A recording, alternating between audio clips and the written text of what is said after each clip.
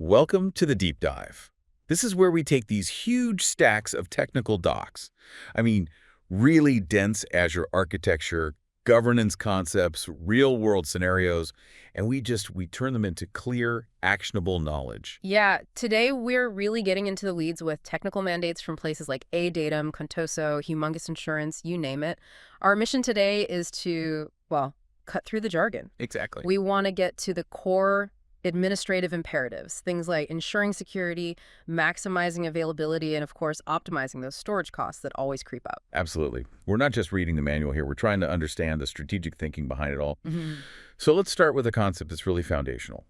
Trust, but verify. Mm-hmm. So you have a highly privileged user, right? An admin with broad access.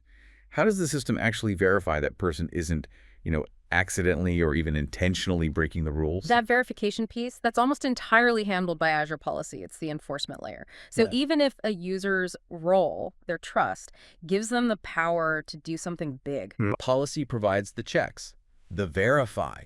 It makes sure that governance rules, mandatory tagging, geographic constraints, all those things are always upheld.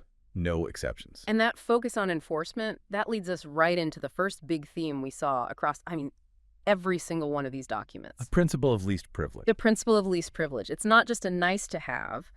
The sources frame it as a fundamental technical requirement. And to really achieve that, administrators are using two distinct control planes. First, you have Azure Role-Based Access Control, RBAC. RBAC. And that focuses squarely on the identity. RBAC defines who can do what on a specific resource, like a VM. Okay, so that's let me impart, the positive permission. Right.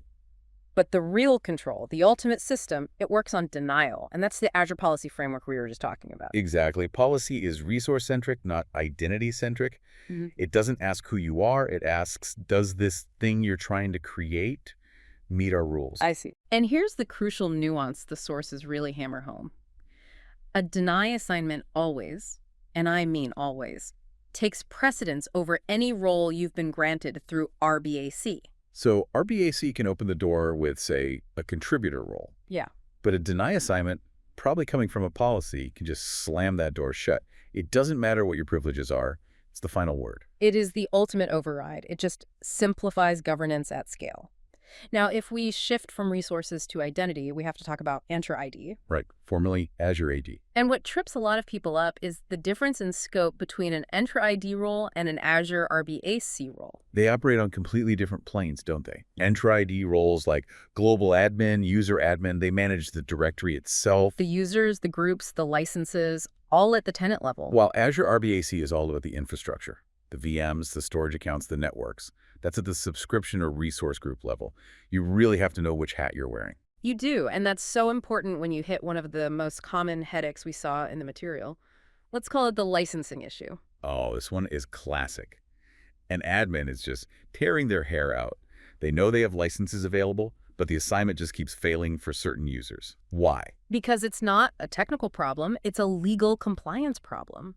You literally cannot assign a license to a user unless you have first specified the usage location property in their profile. The usage location, just that one little field. That one field. It's a hard requirement, often because of local laws and regulations about where online services can be sold and used. That's a perfect example of a tiny detail causing a huge operational roadblock. And speaking of roadblocks at scale, the sources point out a very specific limit on bulk user creation. Yes. So let's say you need to bring on, 500 external guest users from Contoso. The portal has a bulk create user operation. Which seems like the obvious tool to use. It does. But for external guest users at that scale, it just fails. The sources are explicit. You have to use a PowerShell script with the new meditation cmdlet. So the GI tool works for general use, but for this very specific high-scale scenario, you have to go to the command line. That's an operational gotcha. You just have to know. It is. So governance sets up who can create things. But the next big challenge is usually financial. I'm talking about the huge cost versus durability trade-off you have to make with cloud storage. That's exactly right. Every single storage decision is a balance between how much you want to spend and, well, how much sleep you want to lose. And we measure that in the famous nines of durability. Right. So if cost is your absolute #1 driver, you pick LRS. locally redundant storage, what you get is 3 synchronous copies in a single physical location. Which protects you from what? A disk failure? A rack failure? Exactly. But it won't help you if that entire data center has a problem. For that, you have to step up to ZRS, zone redundant storage. Okay, so that's spreading the copies across different buildings in the same region. Right. 3 synchronous copies, but across separate availability zones, it's for higher availability. But if you need, true regional disaster-proof durability, The highest level. then you jump to GRS, geo-redundant storage. That's synchronous in your primary region, and then asynchronous replication to a secondary region hundreds of miles away. And that's where you get that insane durability figure. At least 16 nines. I mean, you are protected against almost anything, Yeah. but it costs the most. Of course. And once you've picked your redundancy, then you have to think about access speed versus price. That's the blob access tiers. This is where the real cost optimization happens. Okay, we've got 3 tiers here. Hot is for data you're hitting all the time. Highest storage cost, but lowest access cost. An archive is the complete opposite. It's the cheapest place to store data, but it's for stuff you rarely touch. You have to keep it there for at least 180 days. And this is where the hidden penalty comes in. The sources call it the rehydration tax. The rehydration tax, it's a great term. Moving data between hot and cool, that's instant, pretty cheap. But pulling data out of the archive tier costs you retrieval fees and, more importantly, time. It can take hours to rehydrate that data. So that delay, that's the financial disincentive. It stops you from just dumping everything into the cheapest tier without thinking. Precisely, and that's where lifecycle management policies come in. You automate it. You set a rule, like move this blob to cool after 45 days of no modifications or delete it after a year. It's financial governance through automation. Okay, before we move on from storage, one quick security point. Customer Managed Keys, or CMK. If you're using that for container encryption, the sources mention a really rigid technical requirement for the key itself. They do. If you're using CMK on a container, the key type has to be an RSA key, and you are locked into 3 specific sizes, 2048, 3072, or 4096. No other types, no other sizes. You just have to know those limits when you're designing the architecture. Let's pivot to the compute layer now, virtual machines, and the 2 goals that are always in tension: reliability and speed. And we have 2 architectural patterns that often fight each other: availability zones and proximity placement groups. Availability zones we've touched on. That's for reliability. You deploy VMs across 3 zones, and you're protected if one whole data center fails. That's resilience. It is. But what if your application is hypersensitive to latency, like a financial trading app? Their speed is everything. And that's where proximity placement groups come in. Right. A PPG is a logical grouping that makes sure your resources are physically located as close together as possible. It minimizes that network hop time. Okay, but wait. If it gives me low latency, why can't I just stretch that placement group across 3 availability zones? That sounds like the best of both worlds, speed and resilience. It does, but you can't. It's a fundamental trade-off. It really comes down to physics. To get that super low latency, the machines have to be physically clustered. The sources are explicit. One proximity placement group cannot span multiple availability zones. So you have to choose. You have to choose. Is resilience your priority or is speed? That makes the decision much clearer. Right. Okay, moving up to application scaling, we often use load balancers. There are public ones for internet traffic and internal ones for VNet traffic. And a key detail here, if you're designing for high uptime, you need the standard SKU for the load balancer. That's the one that gives you that 99.99% service level agreement. The SLA.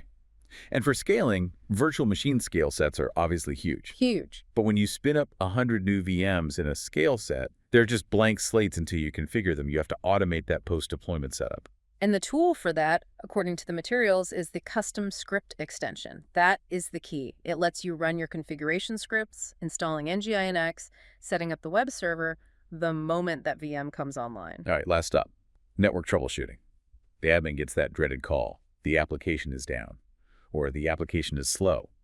They need specific tools from Azure Network Watcher. Let's break it down by the complaint. If the user says, I can't access the app, that sounds like a blockage. A firewall issue. An on-off problem. Exactly. For that, you use IP Flow Verify. It tests the traffic flow to or from a VM, and it tells you exactly which network security group, which NSG rule either allowed or denied that traffic. It's definitive. But what if the complaint is different? What if the user says, the app is so slow, it keeps timing out? Now we're talking about performance over time. Then you switch tools. You use the connection monitor. This is for continuous monitoring. It gives you the network health data you need, like the minimum, average, and maximum round trip time, the RTT between 2 points. And that RTT data, that's the evidence. That's what you use to prove if an application slowdown is actually a network problem. That's your smoking gun. We have managed to distill some incredibly dense constraints today. We covered how least privilege is really enforced by that ultimate veto power of deny assignments. We did, and we saw why licensing can fail, not because of a technical issue, but because of a legal compliance field, that usage location. We also laid out the clear trade-offs in storage, from LRS protecting against a single rack failure, all the way up to GRS for handling a regional disaster. And we can't forget the financial pain point of the archive tier, that rehydration tax. That brings us to our final thought for you to chew on, and it ties cost governance right back into data retention. We saw the archive tier has the lowest storage price but the highest retrieval cost and the latency. So if your main goal is to minimize overall operational costs, you have to ask yourself this: at what point does the cost and retrieval fees in administrator time and system latency of migrating and rehydrating old data from archive? At what point does that cost more than just deleting it permanently after you've confirmed you're meeting compliance? It's a tension every cloud admin has to deal with, the balance between those data retention mandates and true minimal operational spending. A great strategic question to leave you with. That is it for this deep dive into the operational side of cloud governance. We'll see you next time.